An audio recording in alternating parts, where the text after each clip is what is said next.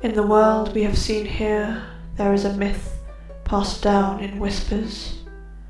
Before there was the world, it is said, there was the sea, crystal clear, deep blue. One day, a visitor arrived in the sky.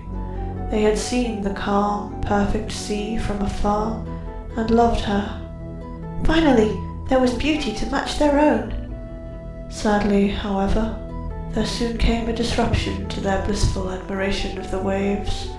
A great and terrible beast came blazing down through the sky, breathing fire, with magma in its veins and mud caked to its fur. This might have been an asteroid. The visitor wanted nothing more than to protect the sea, to keep the water untouched forever, and so they readied all their powers for battle and lunged at the falling beast. The battle raged for hours. In an instant it was over. It all depends on perspective. Whether it was a moment's explosion or a long and hard struggle, the clash ended as it began. The visitor was torn apart on impact. They succeeded, however, in keeping the beast away from the sea, burying it deep beneath their mangled remains as they fell together, forming the earth. The sea embraced the earth, forming rivers and lakes, also eroding the surface of their fossil to form fertile ground. All life on that world thrives on the remains of that poor visitor. Indeed, this tale makes no mention of who that visitor was, or from whence they came. I had wondered, but scarcely thought it possible. None of us had dared to think that such a tragedy had occurred. In those days, the viewing rectangle was a fickle one, appearing and disappearing entirely by its own whim, showing us mere snapshots of the worlds beyond the space we had already known. We saw just how different we were to so many other universes, how life thrives in fabulous diversity even when limited by physical laws, how similar yet dissimilar their minds could be, the stories their lives could tell. We saw only glimpses in those days, but those glimpses were enough, inspiring us to travel, to change our shapes and live in forms that matched theirs, to explore those worlds for ourselves. No traveller went for long. A single life in one of those worlds could never last long to us, and would be so full of experience as to satisfy all curiosity for quite some time. Well, one or two went for a while, but they were always the odd ones.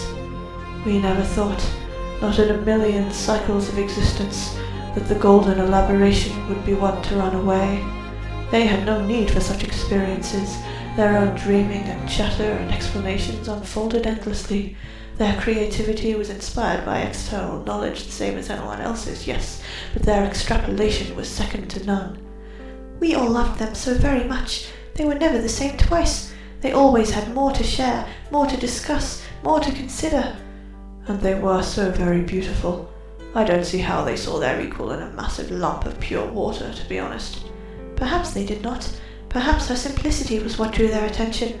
Perhaps they only went to visit her for a moment of quiet. Perhaps they grew bored of even their own ever-changing nature. What use is speculating on their motives now? We know now that they had no intention of leaving us for so long, just as we had trusted from the start of our search. And yet, knowing what we know now, it would have been better if they had never been found. Don't say that. As painful as it is to know, you remember it was also painful to wonder? That pain would have lasted forever. At least now we can begin to move on. How could you even begin to suggest such a thing? No, this pain is worse, by a factor of 1,000.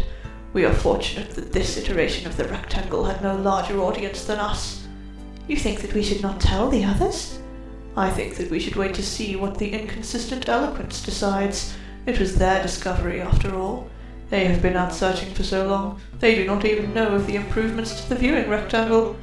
Yes, although she has become one of those who would rather continue exploring than ever return home. She must be glad that her responsibility to us has been fulfilled. I'm not so sure of that. Look. No. No!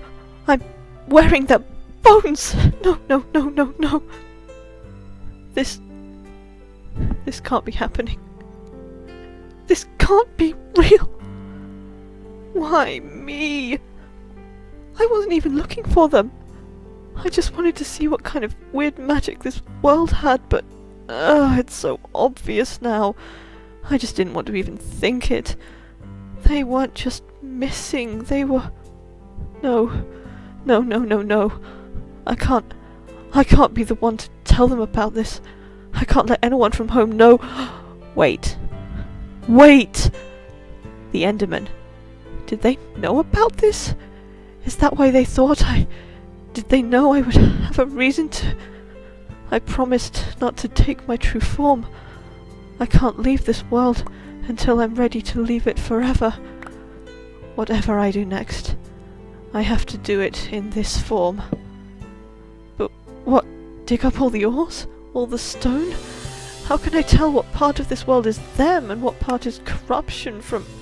I don't know what, but it seemed clear the lifeform who wrote this book wasn't allowed to keep their memories anyway. Corruption from the beast they fought, maybe? But... okay, they can't actually be dead. Right, they can't be... we don't just stay dead. Not like this! I respawn when I'm killed in this form in any... Wait. They didn't take a false form to enter this world because it wasn't a world yet. The sea was big enough that they could just... That's why it's taken so long to find them! We've been searching all the worlds, but they visited a place that had not yet become a world. The last place anyone would think to look. I'm only here because this place has been a world for ages now. So, it's my responsibility. Fine. I never knew them, but I know how much they were loved. And it wasn't as if I didn't care about them. When they were announced missing, I was sad, but others were more sad, so I thought I wasn't really sad. I felt more sad for them than for myself, or for the one who had actually gone missing. And now I've found them. Somewhere between dead and asleep, broken and infested. But they were woken up, but not completely. The first enchanter, she came so close to restoring their mind, but decided not to because she didn't want them to be trapped in a book. Could I complete her work? But I'd have to find a better form than a book for them to live in too. I'll have to see about finding any enchanting experts in this world now. See if anyone has any other perspectives on how it all works. And in the meantime... Oh, Golden. I'm so sorry. But I need to keep using tools made of you, just for a bit longer. And as for the rest of this world... well... we'll just have to see what has to happen, won't we? After all, I now have something much more important than a village to restore.